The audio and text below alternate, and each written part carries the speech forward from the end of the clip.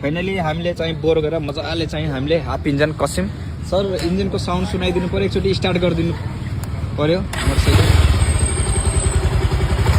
आवाज कस्तो छ सर? आवाजहरू एकदम दामी छ। दामी छ नि। काम कस्तो लाग्यो? काम पनि एकदम राम्रो लाग्यो, फिनिसिङमा आयो हैन। हजुर हजुर। अब यो अब चलाएर हेर्छु के हैन कस्तो के हुन्छ, कस्तो आउँछ प्रतिक्रिया दिन आउँछ। ठिक छ। केही समस्याहरू भयो भने सर फेरि आउनु होला है। ठीक छ। अरूलाई पनि समस्या परेको छ भने फेरि पनि आउँदै गर्नु अरूले पनि। माया छ हैन त?